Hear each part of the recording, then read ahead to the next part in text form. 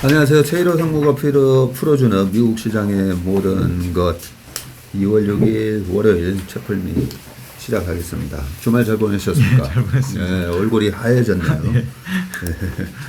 간에 피로가 풀리면 이제 간이 좋아지면서 얼굴색이 밝아지는데 네, 충분히 쉬신 것 같습니다. 오늘 이제 월요일이니까요. 네, S&P 500과 코스피의 이제 밸류에이션을 이제 체크해보는 시간을 항상 가지는데 어떻습니까? 지난주에 그 굵직굵직한 매크로 이벤트도 있었고 또 빅테크들의 실적 발표가 있은 후에 활발하게 지금 네. 기업들의 실적 추정치도 반영이 되고 있고요. 그리고 주가도 앞으로 약간 좀 혼조세를 보일 것 같은데 네. 금요일 날이 딱 그런 모습이었던 것 같습니다. 네. 일단 올라온 것도 있고 또 약간 경계감도 있고 좀 쉬어가는 국면인 것 같고요. 네. 그런 가운데 저희는 또 실적들 나오는 거 부지런히 체크해보고 매크로 변수 잘 보면서 대응을 해야 될 것 같습니다. 네. S&P 500 한 주간 보면 1.6% 올랐고요. 많이 못 올랐네요. 예, 많이 못 올랐습니다. 느낌은 지난주에 거의 뭐 급등한 느낌인데. 그런데 빅테크들이 사실 많이 올랐다가 조금 빠지긴 했지만 금요일날. 그래도 그 상승률로 보면은 일주일에 뭐 6%, 5%씩 이렇게 올랐고요. 그렇죠. 메타 같은 경우는 23%가 올랐습니다. 참. 그러면서 다른 것들 네. 작년에 방어했던 것들이 만만치 않게 또 빠졌었잖아요. 네. 그래서 빠지는 쪽하고 오른쪽하고 이렇게 상세가 되다 보니까 오른쪽 쪽이 좀 크다고 하더라도 빠지는 쪽이 있으니까 네. 지수상으로는 체감이 덜하지만 네. 종목상으로는 상당히 활발하게 그 체감적으로 느껴질 만큼 상승률이 센 종목들이 많습니다. 그러고 보니까 다우가 지난주에 마이너스 0.15%요. 예. 예, 다우는 마이너스 기록을 했고요. 예. 나스닥이 플러스 3.3% 기록했으니까 예. 최 장모님 말씀대로 이렇게 서로 상쇄되는 예. 그런 부분이 많았네요. 보니까. 이 말 나온 김에 한번 연간 네. 연초 이후에 주 종목들 보시면은 네. 확실히 그 상위 종목들이 상당히 강한 모습이고요. 그 밑으로 갈수록 조금 상승률이 떨어지는데 일단 애플이 18.9% 올랐고요. 연초 이후. 예, 그렇죠. 마이크로소프트가 7.7% 그리고 알파벳이 19% 가량 올랐고 아마존이 23%. 아마존이 지난주에 금요일날 그렇게 많이 빠졌는데도 23%예요. 예, 그렇습니다.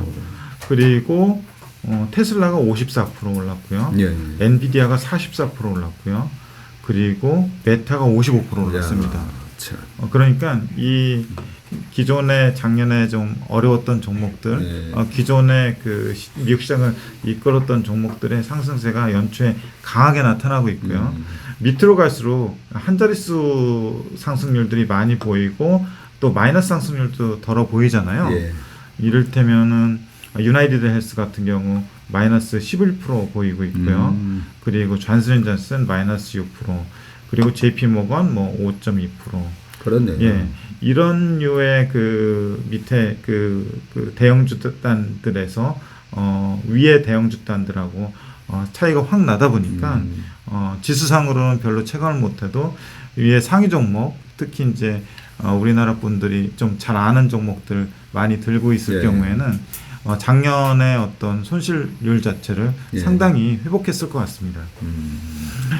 그 12개월 리포드 EPS는 0.1% 빠졌고 그 YTD로 S&P 500은 7.7% 올랐고요. 예. 그 EPS는 1.6%가 하향 조정이 되고 있습니다. 2월 3일 기준으로 S&P 500의 PER은 18.5배를 기록을 하고 있고요. 예. PBR은 4.2, 그리고 4.2배, ROE는 22.78%인데 이 18.5배라는 수치가 최근 5년 평균 PER입니다. 10년 평균 하면 17배 초반 정도 되잖아요. 그렇죠. 네. 5년 평균 하면 18.5배 정도 돼요. 여기에서 결국 계속 얘기하지만 그 기업들의 실적이 올해 시장 예상한 것처럼 올해 뭐 1분기나 뭐 이 정도 작년 4분기에 바텀을 찍은 다음에 계속 올라가는지에 대한 검증이 계속 필요할 것 같아요. 그래야지만 어느 정도 PER이 정당화될 것 같거든요. 네. 그렇지 않으면 이제 주가만 올라가면 이제 버블이 될 수가 있는 거고, 네. 아니면 이제 금리가 높은 상태로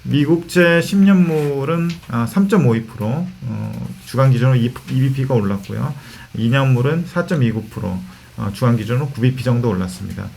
장단기 금리차는 77bp가 정도 마이너스를 기록하고 있는데, 오른 것이 금요일 날 올랐던 거 있잖아요. 예. 금요일 날 뭐 10bp 내외로 장기 금리, 단기 금리가 오르는 그런 영향을 받았고요.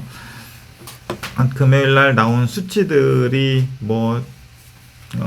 그 시장 컨센을 훨씬 상회하는 수치가 나오긴 했지만, 아까 말씀하셨던 대로 지금 시즌이 그 계절 조정을 한꺼번에 반영하는 시즌이기 때문에 그런 부분을 인정하면서 향후 나올 매크로 데이터를 관찰을 해야 될 것 같고요. 기대 인플레이션은 2.23%로 8bp가 빠졌고요. 실질 금리는 1.29%가 오르면서 1.29%를 기록하면서 11bp가 올랐습니다. 반면 이 회사채하고 하이힐드 쪽은 빠졌어요. 예. 그래요? 예, 회사채 그 트리플 A는 6bp가 빠져서 4.28%를 기록하고 있고요. BAA 등급은 12bp가 빠져서 5.28%를 기록하고 있습니다. 그리고 그리고 하이힐드도 한 주 동안에 24bp가 빠졌어요. 그래서 많이 빠졌네요. 7.73%를 기록하고 있고요. 하이힐드 스프레드도 무려 28bp가 빠졌습니다. 네. 그래서 3.95%를 기록하면서 4%를 하향 돌파했습니다. 네. 3.95가 나왔어요. 예, 3.95입니다. 이게 이야. 제가 지난주까지 계속 지금 하이힐드 스프레드는 4.25 정도를 기록하면서, 예, 맞습니다. 네, 과거의 금융 위기 상황이나 닷컴버블 깨질 때랑은 다른 모습입니다라는 얘기를 계속 하고 다녔었는데, 예. 사실 계속 이 부분이 되게 중요하잖아요. 예. 왜냐하면 올해가 정말 혹독한 경기 침체가 오면 이 하이힐드 스프레드가 무조건 치솟게 되어 있거든요. 예. 그래서 계속 매주 모니터링을 하는데 4%가 깨져버렸네요. 예, 그렇습니다. 그래서 하이힐드 등급을 가진 회사들이 실제로 자금 조달을 할 때 기준 금리에다 또는 국채 금리에다가 하이힐드 스프레드를 얹어서 자금 조달을 예. 하게 되잖아요. 예. 그래서 지금 이 하이힐드 스프레드가 내려가고 있다는 거는 위험 자산에 대한 선호가 늘어나고 있다는 동시에 또 어려운 기업들도 살아나고 있다. 예. 이렇게 보시면 될 것 같아요. 예. 이 부분 좀 중요하니까 예. 약간만 부연 설명을 드리면 채권 매니저들 있잖아요. 예. 채권 매니저들도 그 채권 펀드 수익률에 대해서 그 평가를 받거든. 그 평가를 받는데 아주 안전한 리스크 프리한 미국채만 가지고 예. 운용을 했을 경우에 안전하니까 수익률이 낮을 수밖에 없잖아요. 그렇죠.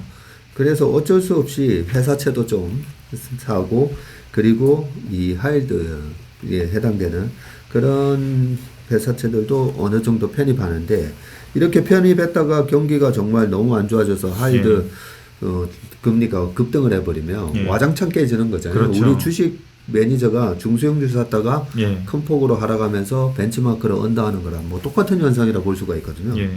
근데 경기가 나쁘지 않다라고 봤을 때는 이 하이힐드의 그런 중소형 기업의 회사채가 예. 망할 위험이 없다 보니까, 예. 그렇다면 지금 10년물 사고 싶은데 3.5밖에 안 하니까, 예. 그래서 이제 거의 리스크는 없는 트리플 A급 회사채를 사게 되고, 그죠? 예. 회사채가 뭐 4점 지금 28, 4.3 예. 이러고 하니까, 그 다음에 조금 더 욕심을 내본다면 하이힐드 스프레드가 바로 얼마 전까지 한 3% 초반까지 갔었네요. 예, 예. 그죠? 역사적으로 그 미국 시장이 가장 좋을 때가 예. 한 3%대 초반까지. 3.01%까지 찍었던 적이 있습니다. 그렇죠. 그리고 이 스프레드가 아니라 뭐 하이힐드 채권 자체도 최근에 이제 9% 넘었다가 지금 떨어지고 있는 건데, 예.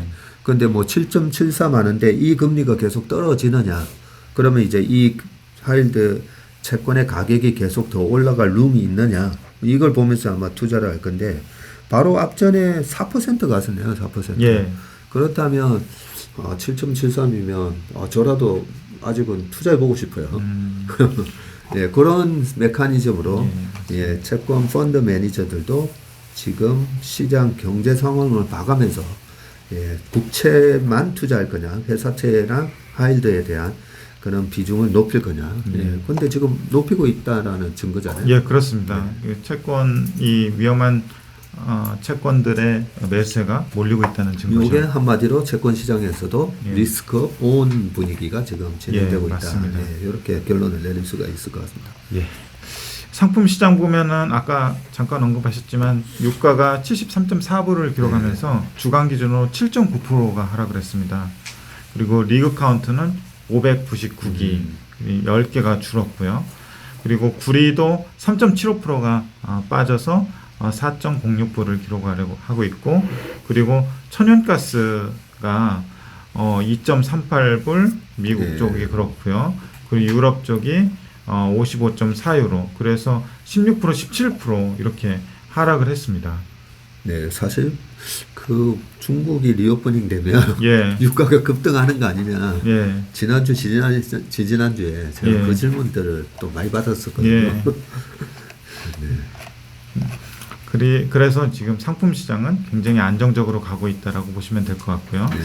외환 시장 보면은 지난주 금요일 날 또 그 달러 인덱스가 좀 오르면서 하루에 영향을 줘가지고 달러 인덱스는 주간 기준으로 0.1% 정도 하락하는 수준으로 좀 그쳤고요. 좀 이것도 빠지다가 지난주 영향으로 좀 낙폭이 좀 줄어들었고요.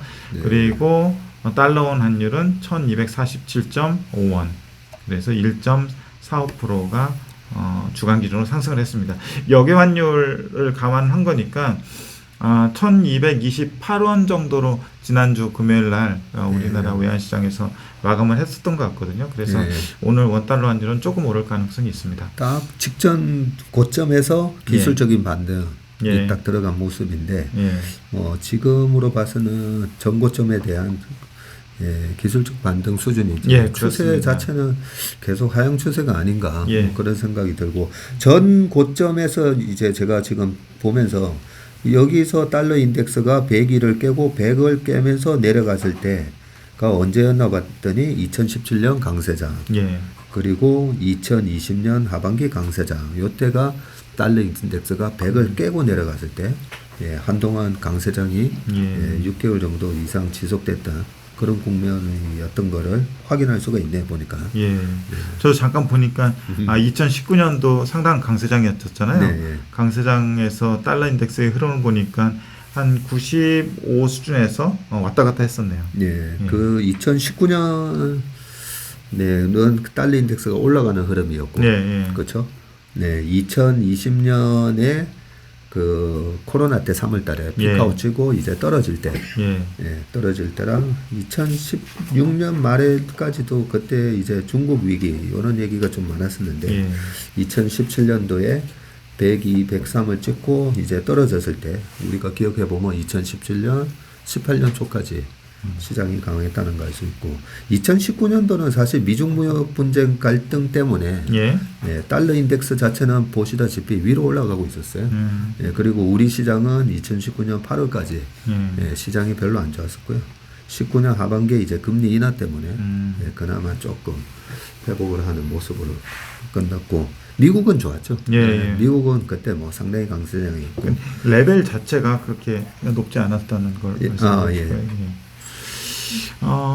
그렇고 코스피 밸류에이션 보면은요, 지표 코스피 지수는 1주간으로 해서 마이너스 0.15% 약간 약보합을 기록을 했고요.